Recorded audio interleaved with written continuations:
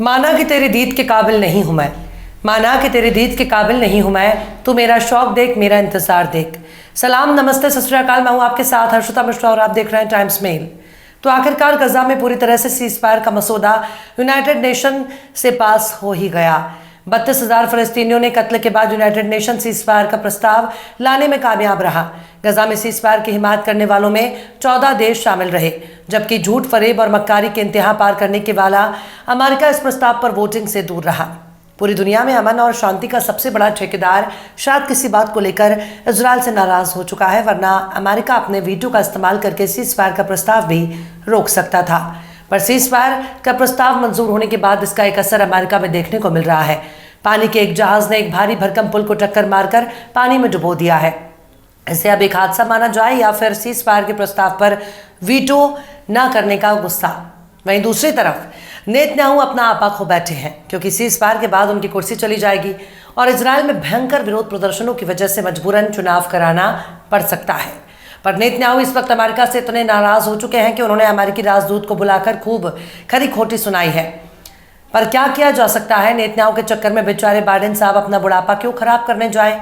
इतनी ज्यादा मौत हो जाने के बाद यूनाइटेड नेशन ने एक बड़ी कामयाबी हासिल की है, क्योंकि भूखे प्यासे और बिना इलाज फलस्तीनी खुद ही मर रहे हैं। उन पर गोला बारूद और बमबारी करके अमेरिका अपने हथियारों को क्यों खर्च करना चाहेगा? जब इजराइल ने भूख और प्यास को ही हथियार बना दिया तो फिर अमेरिका को हथियार सप्लाई करने की क्या जरूरत है? अमेरिका ने इस प्रस्ताव पर मतदान नहीं किया, लेकिन इसके पक्ष में 14 वोट पड़े हैं।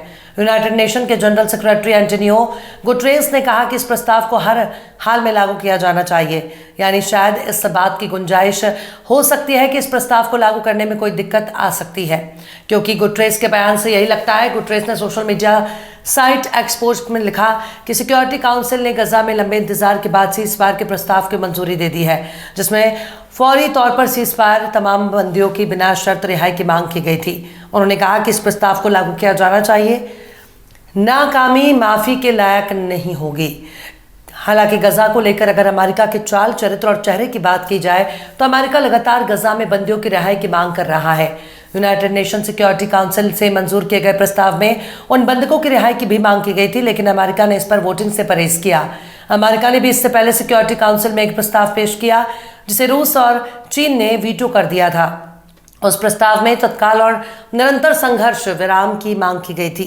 हालांकि नेतन्याहू इस प्रस्ताव से बहुत दुखी है। अमेरिका के वीटो नहीं करने से नेतन्याहू के दिल को बहुत ठेस पहुंची है। उनका कहना है कि वो गजा में सीज फायर के प्रस्ताव पर वीटो नहीं करने पर वॉशिंगटन में अपने मंसूबे के मुताबिक प्रतिनिधिमंडल नहीं भेजेंगे। मसलन अमेरिका की तरफ से इजरायल पर युद्ध विराम को लेकर कथित रूप से लगातार दबाव बनाया जा रहा था। इस पर दोनों मुल्कों में बातचीत चल रही थी। हालांकि अमेरिका ने चेतावनी दी है कि सोमवार को स्वीकार किए गए प्रस्ताव अमेरिका, मिस्र और कतर के बीच चल रही बातचीत को प्रभावित कर सकता है। मसलन बीते कुछ दिनों से अमेरिकी विदेश मंत्री लगातार मिडिल ईस्ट का दौरा कर रहे हैं और गजा में बंधकों की रिहाई पर बातचीत कर रहे हैं। इस बीच उन्होंने युद्ध विराम का भी समर्थन किया है। अब यूनाइटेड नेशन से पारित प्रस्ताव कब तक लागू होता है, ये देखना बाकी होगा। हालांकि सीज फायर प्रस्ताव पर अमेरिका की तरफ से भी बयान सामने आया है। व्हाइट हाउस के सीनियर अफसर जॉन किर्बी ने कहा कि इजरायल को लेकर अमेरिका की पॉलिसी में कोई बदलाव नहीं हुआ। हम अब भी पहले की तरह इजरायल का समर्थन कर रहे हैं। हम अभी भी इजरायल का सैन्य उपकरण और हथियार उपलब्ध करा रहे हैं ताकि इजरायल अपनी रक्षा कर सके, क्योंकि हमारा मानना है कि फलस्तीनी संगठन हमास अभी भी इजरायल के लिए खतरा बना हुआ है।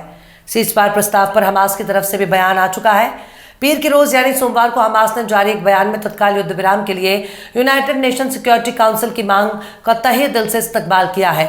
हमास ने कहा कि हम एक मुकम्मल सीज फायर चाहते हैं, जिससे गजा से पूरी की पूरी ज़ायोनी सेना की वापसी हो और बेघर हो चुके फलस्तीनियों को उनके घर लौटने दिया जाए, जहां से उन्हें मजबूरन बाहर निकाला गया था। अल-मायदीन की खबर के मुताबिक हमास ने कहा कि हम तत्काल कैदियों की अदला बदली के लिए बिल्कुल तैयार हैं, जिससे दोनों पक्षों के बंदियों और बंदियों की रिहाई हो सके। हमास ने कहा कि हम सिक्योरिटी काउंसिल से सीज फायर लागू करने की मांग करते हैं। इस जंग के जरिए हमारे लोगों के नरसंहार और नस्लीय सफाई को रोकने की मांग करते हैं। इसके साथ ही हमास ने अल कुदूस यानी जेरूसलम को अपनी राजधानी बनाकर फलस्तीन को एक स्वतंत्र और संप्रभु देश बनाने के अपने मकसद को दोहराया है। हमास ने यह भी कहा कि फलस्तीनियों को उनकी सरजमीन पर लौटने और अपने फैसले खुद ही लेने का पूरा हक है, जैसा कि इंटरनेशनल लॉ में तय किया गया। हमास ने अल्जीरिया और इस प्रस्ताव का समर्थन करने वाले देशों को शुक्रिया अदा किया है। वहीं इस मामले को अगर गौर से देखा जाए तो दूसरा पहलू भी सामने आ रहा है। माना जा रहा है कि इस प्रस्ताव ने अमेरिका और इजरायल के बीच के मनमुटाव को जग जाहिर कर दिया है। अल जजीरा के वरिष्ठ राजनीतिक विश्लेषक मरवान बिशारा का कहना है कि इजरायल अभी भी समर्थन के लिए अमेरिका पर पूरी तरह से भरोसा कर सकता है, लेकिन सहयोगियों के बीच इतना बड़ा मतभेद उजागर हो रहा है। इनमें से सबसे जरूरी यह है कि बाइडेन प्रशासन सिक्योरिटी काउंसिल के प्रस्ताव को इस जंग का अंत के शुरू होने के तौर पर देखता है। नेतन्याहू और उनकी सरकार को लगता है कि ये जंग अंत की ओर है। उन्होंने कहा कि इजरायल समझता है कि उसने हमास की ज्यादातर सैनिकों को खत्म कर दिया, लेकिन खत्म करने के लिए अभी भी बहुत कुछ बाकी है। वहीं अल जजीरा ने न्यूयॉर्क टाइम्स के हवाले से बताया कि 7 अक्टूबर के हमले में हमास पर यौन हिंसा का इल्जाम साबित होता नजर नहीं आ रहा। न्यूयॉर्क टाइम्स का कहना है कि उसे मिले नए वीडियो में 7 अक्टूबर को इजरायली डॉक्टरों के रेप के दावे को कमजोर करता है। न्यूयॉर्क टाइम्स का कहना है कि उसने वीडियो फुटेज देखा है जिसमें एक इजरायली मिलिट्री पैरामेडिक के बयान को कमजोर करता है, जिसने दावा किया था कि 7 अक्टूबर को हमास के हमलों के दौरान मारी गई 2 लड़कियों के साथ रेप किया गया था।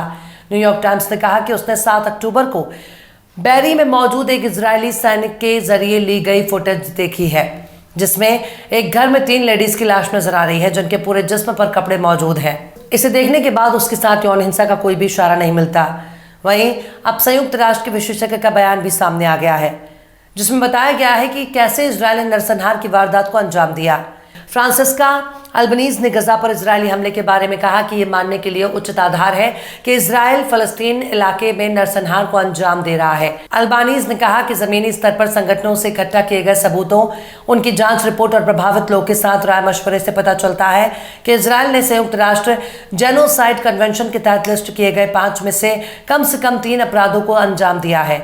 ये ग्रुप के लोगों का कत्ल कर रहे हैं, गंभीर शारीरिक या मानसिक चोट पहुंचा रहे हैं और जानबूझकर उन्हें ऐसे हालात में झोंक रहे हैं जिससे उनका पूरी तरह से खात्मा हो जाए और फिर उनके जिस्म के हिस्से को नुकसान पहुंचे।